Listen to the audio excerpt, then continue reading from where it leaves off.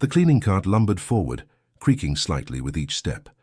The sun had barely touched the cobblestones of the central courtyard of Stonefield Military Academy, Colorado, when Elijah Cooper was already on his feet, as he did every day, pushing the old equipment through the hurried footsteps of the cadets. They passed through it as if it were part of the landscape. Some swerved hurriedly, others bumped into it without apology. And there was always one or two who left behind more than candy wrappers. They left contempt. Eli didn't say a word. He just walked in silence, picking up crushed cans, chewed-up plastic cups, and the remnants of pride left on the ground. That grey maintenance uniform was an invisible shield, a cloak that erased his history from the eyes of the younger generation. The janitor, the cleaner, the man no one saw. But if you look closely, you'll notice the marks on his neck, thin but deep scars. His hands, trembling, calloused, his knees, stiff as if bearing the weight of someone who's walked other terrains, hotter, more dangerous, more real.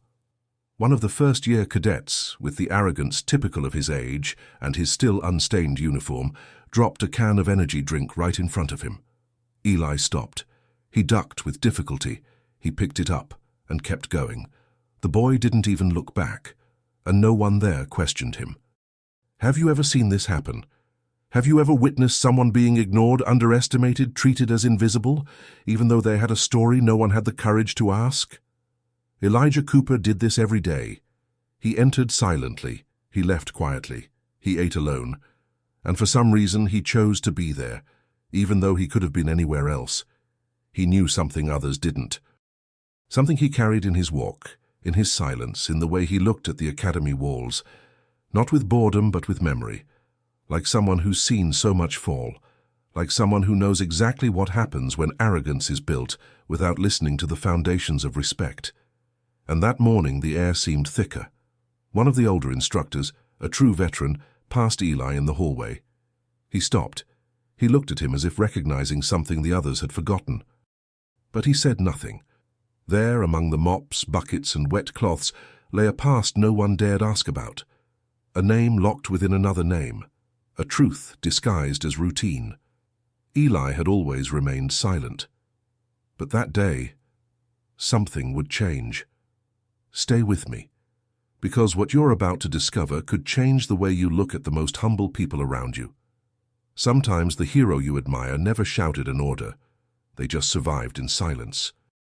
And that very day, the laughter in the courtyard would be abruptly cut short, not by a scolding, but by a memory that would come flooding back, and by a war name that would silence even the most vocal.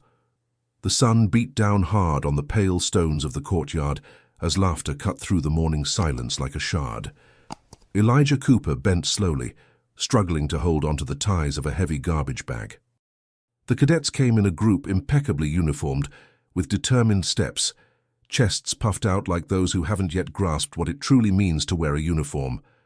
One of them, tall and blonde, with an air of precocious and arrogant leadership, gave his friend a gentle shove and pointed his chin at Eli. "Watch out, old man.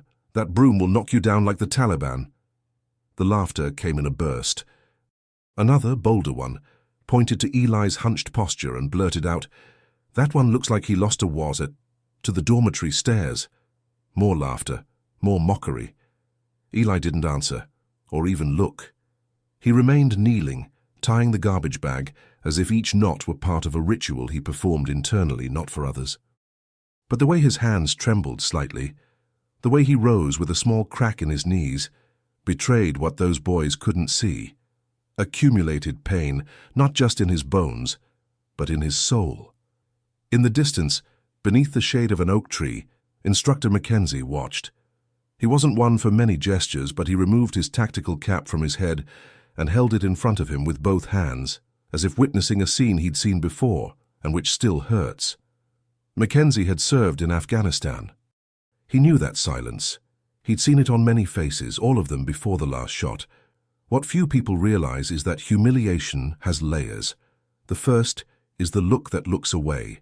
The second is the laughter that subsides. The third is the silence you have to swallow when you realize that respect isn't automatic. It's earned and sometimes forgotten. Eli picked up the last cigarette butt from the ground with his calloused fingers. His body was there, but his mind had already gone elsewhere. A place where the smell wasn't of soap, but of gunpowder. Where the screams weren't of laughing cadets, but of wounded men. Where the broom in his hand was a carbine, and where every step was calculated to avoid triggering an improvised explosive device. But there, in that courtyard, all the others saw was the caretaker. As the laughter slowly died down, a shadow fell across the main door of the administration building. It was Colonel Mitchell Andrews. He never appeared there at this hour. Never without warning. Never with that expression. His eyes scanned the courtyard like someone taking an invisible inventory, identifying every ego, every posture, every lack of humility. Without saying a word, he just watched. And he left. Later in the cafeteria, Eli sat alone as usual, with the same simple dish he ate every day, dry chicken, white rice, and 2 pieces of bread stacked on top of each other. He ate slowly, his gaze fixed on the peeling wall in front of him, as if it hid something no one else could see. No one approached. Not the cadets, not the instructors. Only a new security guard, who didn't know who he was, took a quick look and moved on. Sometimes the real battlefield has no sand or mines. It has stairs, corridors, fake smiles, and indifference. And Eli fought there every day. But what those boys still didn't understand was that some veterans don't wear their medals on their chests. They wear them in their restrained gestures, in the words they don't say, and in the silence they choose to maintain, until someone is mature enough to deserve the truth. That same day, an unexpected announcement was made. Cadets were to report to the auditorium at 3 p.m. for a special orientation. There were no details, just the time. The news spread quickly. Some said it was about safety protocols. Others said the principal had something to say about the new evaluation system. No one even considered that the old janitor, who had been humiliated just hours earlier, had anything to do with it. But he had. And when the clock struck 3 p.m. sharp, the entire auditorium fell silent upon seeing the colonel enter, without a single folder, without slides, without a smile. He stood in the center of the stage, crossed his arms, and stared at the row of cadets with a cold gaze, filled with something few there could name: disappointment. The side door to the auditorium opened silently. Eli entered, pushing his cleaning bucket, as he did every day. The polished wood floor squeaked beneath his worn boots. He walked to the corner, as if he'd just come to finish his shift, as if he didn't want to disturb anyone, as if he knew no one would pay attention. Until the colonel turned to him, raised a finger, and said, "Stay here beside me." All eyes turned to Eli. An uneasiness rose in the back of many's throats, and when the colonel finally spoke, his words didn't come as a scolding. They came like a cold punch to the gut. "You have a lot to learn about leadership, about character, and about what it truly means to serve this country. Do you think this man sweeps floors because he had no options? Do you think he's here because of failure?" The silence was absolute. "Let me tell you who he is, and most importantly, who he was." The revelation was about to happen. But first, you need to understand the weight of a name that isn't written on medals nor announced in ceremonies, a name that has survived oblivion, a name that doesn't need to be spoken aloud to command respect. Now stay with me, because the next thing you're going to hear isn't just a code name. It's the nom de guerre of a man who chose anonymity, but never stopped fighting. Comment here. Now it makes sense, if this story has already touched you. The echo of the microphone was still in the air when Elijah appeared around the side of the auditorium. He was pushing the bucket as usual, with slow steps, his shoulder slightly slumped, his eyes fixed on the floor. No rush, no posing. To him it seemed like just another ordinary task, cleaning, picking up, going unnoticed. But to those sitting there, the image of the janitor entering the crowd of uniformed young men now carried an uneasy strangeness. There was something wrong with the scene, and no one knew exactly what. Colonel Mitchell Andrews followed him with his eyes until he stopped beside the stage. The silence was total. Even the most restless cadets stood motionless, their arms tensely resting on their legs, their jaws set. Many still wondered if this was some kind of performance, a metaphor, but the colonel's tone left no room for doubt. "This man," he repeated, "is not here because of failure. He doesn't clean floors because he had no choice. He's here by choice, by mission, by something most of you don't even understand yet. Legacy." A barely audible murmur ran through the back of the room. Elijah maintained his posture, but there was something in his expression that now caught attention. It wasn't haughtiness. It was a kind of grief that didn't impose itself. It simply existed, like a weight on the shoulders of someone who has buried more friends than celebrated birthdays. The colonel took 2 steps forward, lowered his voice, and asked the audience, "How many of you have heard about the fall of the Soria base?" Some cadets raised their hands, others just nodded. It was a story told in class, a failed mission in the Middle East where communications were lost, the enemy advanced, and dozens of civilians were trapped in hostile territory. A logistical failure, a military tragedy. "Echo 9, said the colonel, "is the nom de guerre of the man who saved 45 civilians and 7 soldiers on that mission. He was presumed dead. He was found 11 days later, his body punctured, in a state of advanced malnutrition, but with all the civilians alive by his side." The room fell silent. Eli remained motionless. He took a grenade to the hip and walked for hours with a child on his back. He swallowed dirt to keep from coughing. He bound wounds with duct tape. He slept in holes. He bandaged himself with pieces of his own shirt. He used maps he drew in the dirt, and when they tried to rescue him, he refused to leave until the last one was safe.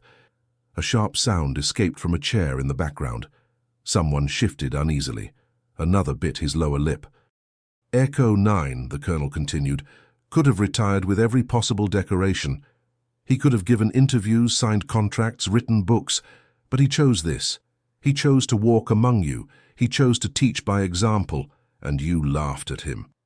The throat of one of the senior cadets moved dryly, the same one who, hours earlier, had laughed out loud in the courtyard. Ronald Pierce. He now couldn't even look up. Eli, without looking at anyone, let out a soft sigh. As if this moment, this reckoning, was just another inevitable part of the mission.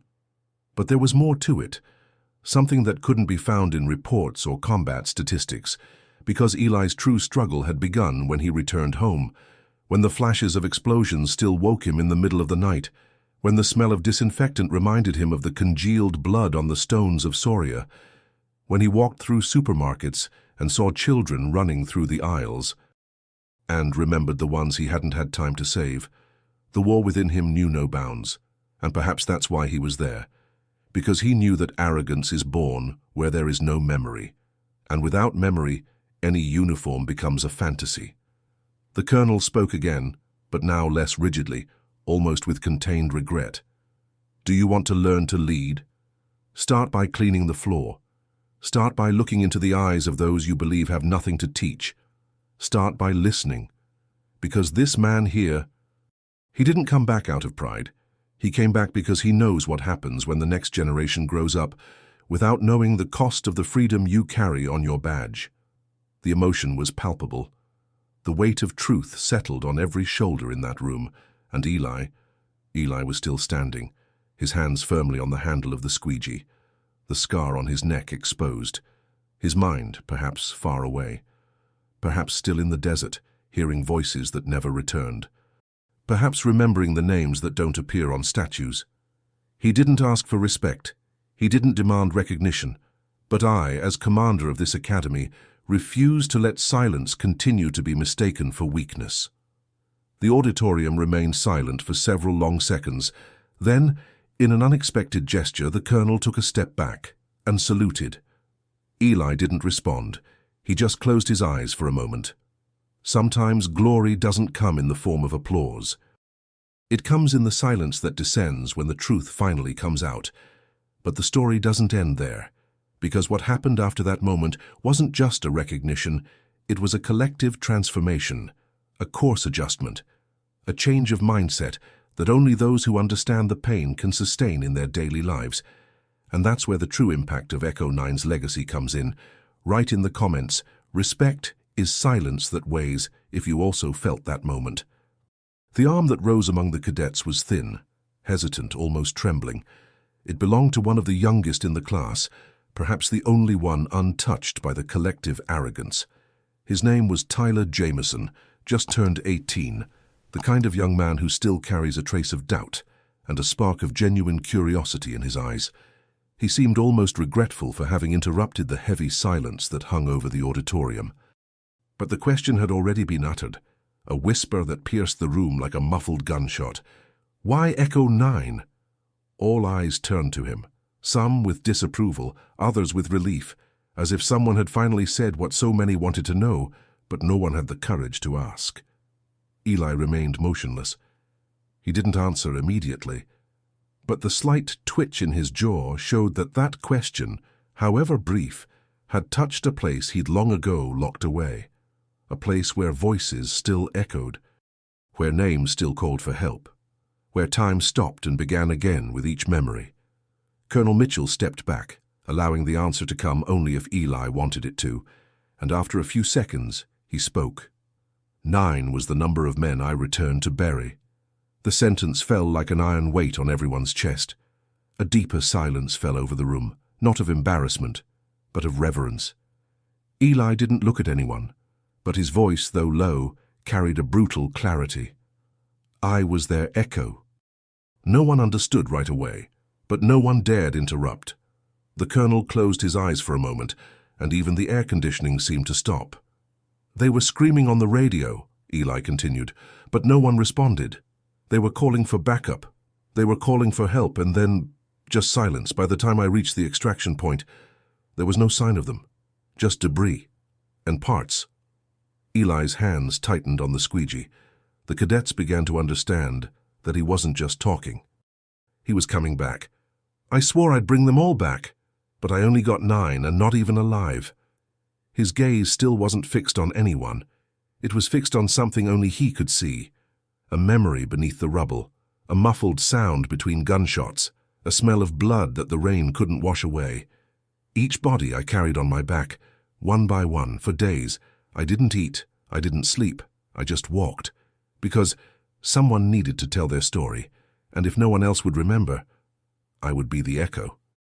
In that moment, the laughter in the courtyard, the morning's mockery, the looks of contempt he received every day, all of it dissolved, as if it had never existed, because now no one saw a janitor anymore.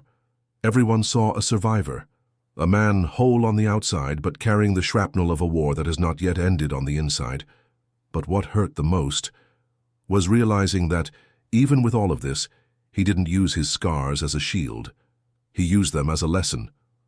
I'm not here to teach you tactics, nor to tell you to run faster, he said, his eyes still downcast. I'm here because one of you one day will have to decide between saving your own life or going back for someone who no longer responds, and at that moment, you won't remember the manual. You'll remember character. Many people were breathing heavily. Some swallowed hard. Others averted their eyes, trying to hold back tears. Cadet Tyler, the one who asked the question, lowered his head, but not out of shame. It was respect. Silent respect, the rarest of all. It was then in the middle of the crowd that Cadet Ronald Pierce, the same one who had jeered in the courtyard, the same one who had laughed the loudest, rose from his chair. The gesture was slow, hesitant, but genuine. He walked toward the stage, removed his cap, and stood before Eli. He said nothing. He just stood firm and saluted. A clean, long salute, sustained by the kind of regret that cannot be expressed in words. Eli didn't respond, but for the first time he looked directly into his eyes, and in that look was something stronger than anger. There was compassion. Gradually other cadets rose, one by one, first the oldest, then the youngest, and finally even those who, minutes before, had still doubted the man's importance. Everyone silently stood. It was as if the very ground had changed meaning, as if, there and then, they understood what the word serve truly meant. That moment wasn't taught in a manual. It wasn't imposed by hierarchy. It was built on the impact of a story that had survived oblivion, a hidden truth that now, finally, emerged with the strength of someone who had never had to defend themselves. Eli slowly released the squeegee handle.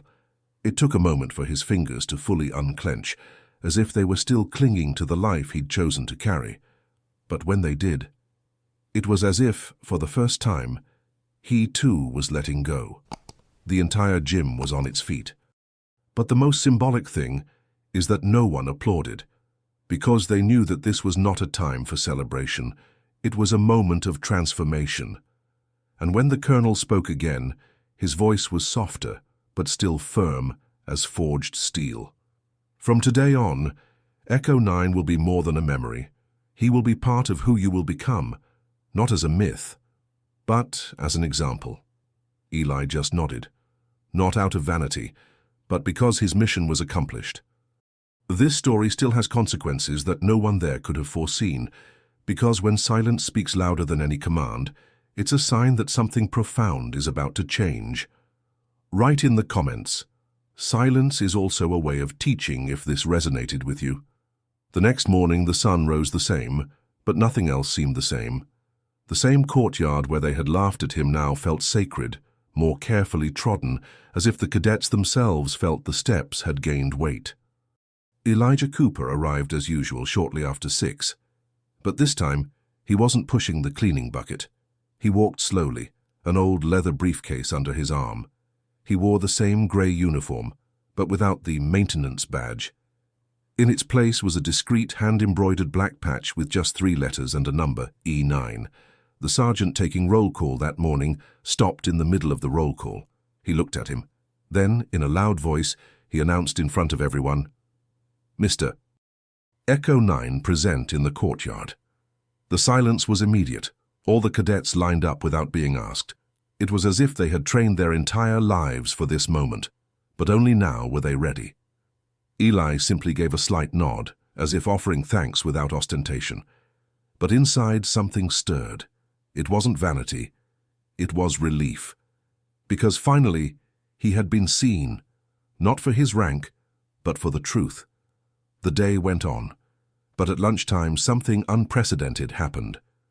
The mess hall, where previously groups separated by hierarchy, ego, and bravado were seen, was different. The cadets approached Eli in silence. One carried a tray of coffee. Another held out a place next to him. There were no speeches. There were no excuses. But there was presence, respectful, intentional, deep. Eli chose the same table as always, in the left corner, next to the broken heater. But this time, it wasn't empty. The first to sit was Tyler, the cadet who had asked about his codename.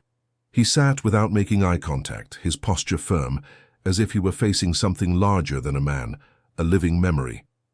"Mr. Cooper," he said, hesitating. "You can call me Eli," he replied with a half-smile, almost imperceptible. "Thanks." That was it. 2 words that carried immense weight, but the real transformation was yet to come. Late in the afternoon, the Academy received an official announcement. The board had authorized a new training module, focusing not only on strategy and combat, but also on field values and conduct under real pressure. The course would be led by an honorary instructor, appointed directly by Colonel Andrews, and the name that appeared at the top of the call was short, direct, and irrefutable, Echo 9. The news spread through the barracks like wildfire. Some reacted with surprise, others with restrained enthusiasm. But most simply understood that the change was inevitable and necessary, because everyone there, without exception, had been touched in some way by that silence, which carried stories not found in books or speeches. They were in the eyes, in the gestures, in the way Eli walked unhurriedly down the hallway, as if knowing that speed doesn't always mean efficiency. But there was one moment in particular that sealed it all. During a hostile terrain rescue practice, the cadets were stuck in a nighttime evacuation exercise. No one could complete the mission in the allotted time. Frustration, impatience, fatigue. And then a calm voice, coming from the top of the field bleachers, said, "You're trying to save bodies, but you've forgotten that out there what matters are the decisions." It was Eli. He got out, approached slowly, grabbed a rope, tied it around his waist, and took the place of the injured man in the simulation. The cadets, surprised, were speechless. "Get me out of here." Without screaming, without running over each other, and without forgetting the real weight of what you're carrying. The exercise began, and for the first time, everyone worked in absolute silence. All that could be heard was the sound of breathing and the shuffling of feet on the earth. By the end, everyone was panting, dirty. But something had changed in everyone's eyes. Eli stood up, dusted off his pants, and said with the serenity of someone who no longer needed to prove anything, "If one day you have to choose between leaving alive or coming back for someone, remember what you did here, because that choice will haunt you for the rest of your life." The phrase stuck, like a silent code, a glimpse into the military soul that no medal can teach. And the entire academy began to change from that moment on. Conversations in the hallways took on a different tone. Eyes became more attentive. Youthful pride gave way to listening, observation, presence. The old caretaker had left the bucket, but what he started there, no one could stop him. Write it down. Presence teaches more than words if this touched something in there. The next day, even before the first rays of sunlight streaked across the rooftops of Stonefield Academy, an unexpected notice was posted on the main bulletin board next to the cafeteria. Plain paper, firm letters, official seal. The summons was clear. All cadets must report to Central Field at 6:45 a.m. for a special ceremony. No one knew why, but everyone sensed this was no ordinary activity. The air carried that strange tension that precedes something great and irreversible. As the cadets gathered for training, conversations were hushed. No one joked, no one kicked pebbles. They were all more closely aligned than at any previous inspection, and not out of fear, but because of something that takes hold when respect becomes presence. Colonel Mitchell appeared promptly. No megaphone, no microphone, just a small envelope in hand. Beside him was Eli Cooper, wearing the same grey pants as always, but now with a simple black shirt without a logo. The only thing that caught his attention was a small gold pin pinned to his pocket, an old Special Forces badge, one only issued on missions that were never documented. The colonel walked to the center of the field. He took a deep breath. He looked at every face present and he said, "Stonefield Academy has trained soldiers, officers, and leaders, but today it will train something we never teach in class: listening, and not tactical listening, but the kind that comes when you understand that leadership begins in silence." There was a pause. Effective today by decision of the High Command, Mr. Elijah Cooper, known in the field as Echo 9, officially joins the instructor corps of this institution with the role of mentor in conduct, combat ethics, and decision-making under pressure. No one moved, but the eyes. Everyone turned to Eli, who still had his hands clasped behind his back. There was something powerful in the way he didn't seek center stage. It was as if, even in the moment of greatest recognition, he still insisted on remaining on the sidelines. But now, no one would allow that. The colonel continued, "He won't be your superior in rank. He'll be your mirror, because what he brings, well, you won't find in the manuals." And then something unexpected happened.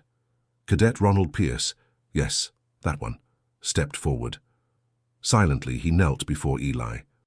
It wasn't a theatrical gesture. It was surrender. Soon others followed suit. Without anyone saying a word, the entire right row knelt, then the center, and finally, even the most resistant. Eli looked at the colonel as if asking permission to speak, and the colonel simply nodded. Eli's voice was low but clear enough to pierce every heart present. "Don't kneel for me. I'm not a saint. I'm just someone who failed, who came back, and who decided to teach with the pieces that were left." He took 2 steps forward. "If you have to kneel for someone, do it for those who never returned, for those who never had the chance to walk among you. I am only their echo, and today you made me believe that this echo was not in vain." There was silence, and it was the most beautiful silence that Academy had ever experienced. The ceremony ended without an anthem, without a gun salute, without long speeches. Eli simply walked back to the main building, without an escort, without applause. But something stayed with him. The light weight of a silent recognition, the kind of honor that needs no insignia, only truth. And from that day on, the cadets' behavior changed noticeably. In the hallways, instead of ironic smiles, there were discreet greetings. In training, there was less competition and more cooperation. And in the cafeteria, Eli never ate lunch alone again. But there was something even more important than the position or the newfound respect. It was what happened behind the scenes, away from the eyes of management, away from the ceremonies. The first night after his appointment, Eli returned to his small quarters in the administrative building. A simple room with a narrow bed, a worn wooden desk, and a bookshelf filled with books on strategy, survival, and silence. He sat down, slowly removed his boots, ran his hand over the brooch on his chest, and for a moment closed his eyes. A whisper escaped his lips, barely audible. 9, I still hear you. But that night, for the first time in a long time, he slept without nightmares. That's because something was different now. He knew that, even though the war had taken so much from him, life had given him something back. A new mission, a new kind of fight, against the ego, against ignorance, against oblivion. And he was ready. Ready to keep teaching the hard way, by example. Write in the comments, the new mission begins in silence, if you felt the weight and beauty of this turn. He crossed the field silently, with the same calm stride as always, as if he didn't need to prove his presence, because it was already felt before he even announced himself. The cadets' eyes followed him with a kind of respect that dispensed with ceremony. There were no shouts, no loud commands. Just the sound of the wind cutting through the cold morning air, and the sound of each young man's own thoughts, trying to understand what this man carried inside. Elijah Cooper, now officially Echo 9, stood at the front of the formation, hands behind his back. His posture was straight but not rigid. His eyes were calm, yet deeply attentive. He stood there for long seconds, watching, as if he could see beyond the faces, beyond the uniforms, beyond the veneer of discipline. It was as if he saw what others were hiding, fear, doubt, pride, insecurity. And then finally he spoke. A few words, but each one cut deep. You were trained to win, but no one taught you to fail. The silence became even denser. And when failure happens, because it will, that's when you'll find out what you're really made of. And if you're alone at that time, you won't last.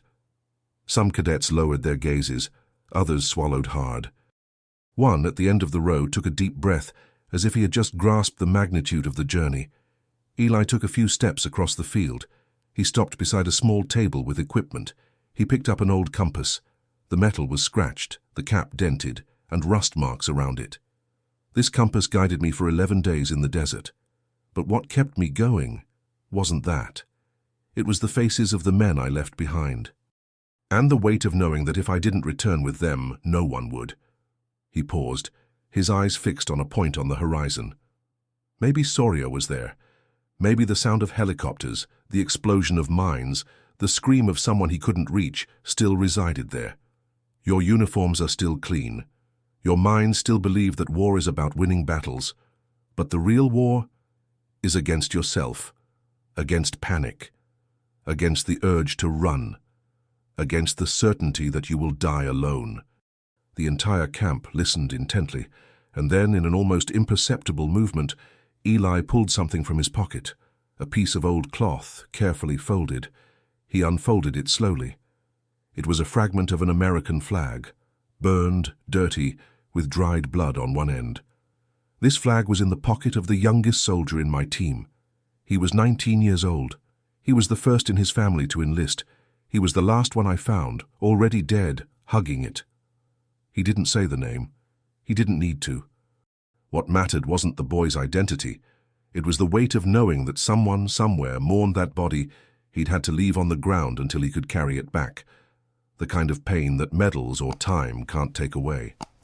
I've kept this for all these years because it reminds me that no victory is worth it if you forget who died trying to get there with you.